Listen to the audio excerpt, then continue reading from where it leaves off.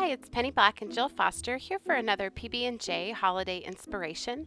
And today I will be making a pair of cards that feature one of Penny Black's newest creative dies.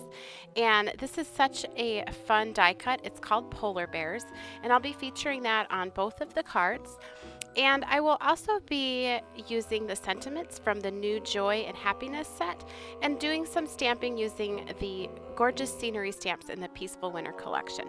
So this is the card we'll be making in the video, but I will share all the details of the second card at the very end of the video, so stay tuned there. And I just wanted to pop up this supply list real quick here at the beginning of the video, but I will repost this at the very end of the video right up on screen. So if you want to look at it in more detail, you can just hit pause and it'll be right up as part of the video. So to begin, I am going to be using a Distress Ink re-inker just to add some shadows to my die cut.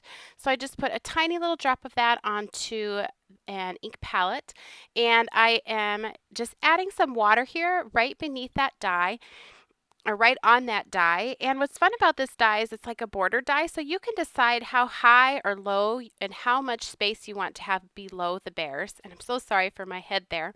So I put some water down first, and now I am adding the Peacock Feathers Distress Ink re-inker. I promise that's what I'm doing. I'm so sorry. By putting the water down first, it allows that to be very diluted and easy to blend from the color up at the top right down to white at the bottom. Now this is just a little piece of paper that I trimmed into the shape of a snowbank so I can layer it and just give some more dimension to that die cut piece. I did the same thing. I put down some water and then I'm dropping in some of that paint. What am I saying? So now I'm going to work on my background. Now I did dry those die cut pieces and hand trim piece and put those down at the bottom and hold them in place with the magnet using my Misty stamp positioning tool. And I am stamping my sentiment. I actually trimmed this sentiment, and the bottom part that I trimmed off talks about lighting the path. It'll make sense when you see it. But I thought that would be fun to put on the inside of the card. So now I'm going to add some inks to my background. Because I stamped and heat embossed that sentiment with white embossing powder, I just sprinkled that powder on and heat it to set. I want to use inks like Memento inks or Distress inks that are not permanent, so that embossed sentiment can resist those inks as I apply them to the background. So I'm using Memento inks on this card, and I'm using a sponge dauber to apply those. You could also use an ink blending tool with a foam pad. I started with Pistachio, and now I'm going to add some Summer Sky. I like to start light and then build up the color as I go. I like the look of that little bit of pistachio being at the very bottom or as the first color. These inks are transparent, so as you add more colors on top of each other, they kind of mix and blend just like you are mixing paint on a palette, and it will impact the final color that you come up with. So to me, this just kind of warms up these blues and gives them a touch more of a turquoise color by having that green underneath. So the next color I'm adding here is Teal Zeal. And my goal is to have the upper left-hand corner of the card where the sentiment is to be lighter and then darker as I move down towards the bottom right-hand corner. Now this is Neenah Solar White cardstock because I wanted a nice smooth cardstock when I apply my inks, but the die cut was cut from Canson 140-pound watercolor paper, which allowed me to do that painting on it without having any warping or curling. Now down here I'm using that same color, that Teal Zeal. I'm just using a lot more pressure, and I'm not too concerned if this goes on really evenly because we're going to be adding sort of those sun rays or that beam effect to the background. So it doesn't need to look really good at this stage, just looking more for the placement of the color. Now for an even darker color in this set of colors that I'm applying to the background, I'm going to use Nautical Blue. Using the heaviest pressure down at the bottom right-hand corner, and then a very light pressure as I move up towards the top of the card. Now to give that sort of that beam effect, I just took a piece of thin typing paper. It's just a piece of old scratch paper that I had printed on, and I'm using that Nautical Blue. I'm starting on the edge of the the typing paper, computer paper, and just lightly moving that to the right hand side.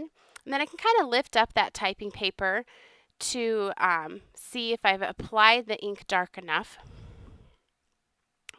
see if I'm happy with the effect. Then I just am going to look here with my die and make sure I put it in the right place. And I'll just turn it a little bit and apply some more. And I wanted this edge to be really dark, just for some added interest. Now, I'm not too concerned if these are perfectly evenly spaced. I like them just to be a little bit more organic. If you don't like working with the typing paper, you could also use a piece of Post-it tape, or you could use even a piece of masking paper there. I find the typing paper works pretty good because it's nice and big. It gives me a place for my hand to really hold that paper down while I'm applying the ink. And I just continue to do that all the way around.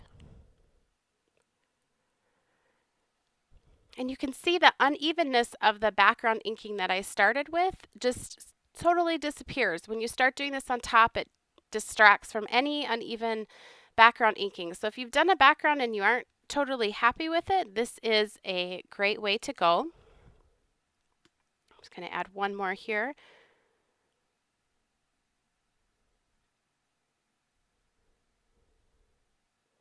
And check with the die, make sure I'm liking that. Decided to just darken this up a little bit because it sort of peeks out from that snowbank there with the bear. Now I'm going to add some stamping. So I just held up my die there for the positioning of my stamp, and I'm going to ink this stamp using that same nautical blue that we used on the background. This is from the Peaceful Winter Transparent set. It has lots of really great pieces for scenes, or even like this, just a little berry to add to the background. And so I'm just going to stamp this and just reposition it in different ways onto the card, but mostly focusing on getting it in that bottom right-hand corner. So just sliding it up here so I could fit that in my stamp positioning tool. I want a few berries just poking out there from behind the bear.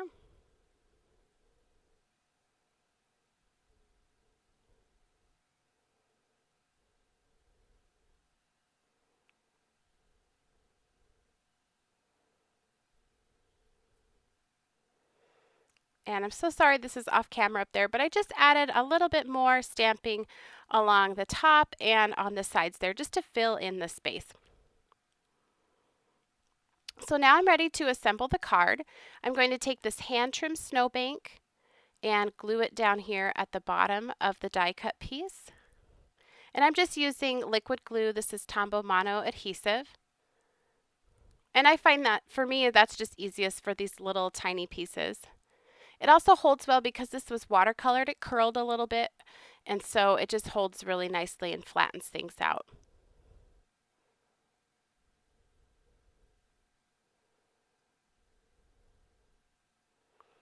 And then I did die cut a couple of hearts and just colored them with the red marker.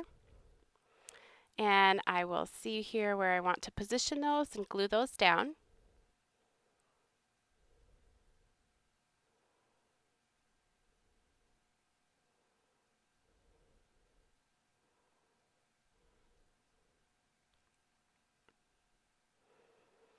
And then all I needed to do was to take this piece and mount it to my note card, and the card was complete.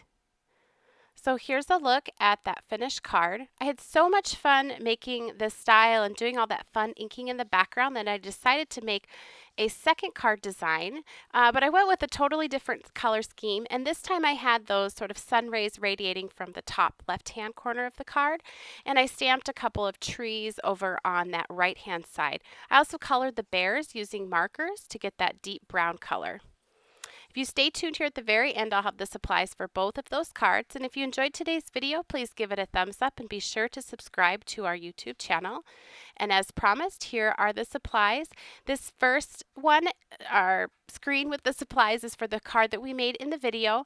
And if you stay tuned just right here at the end, I will list the color variations for the second card.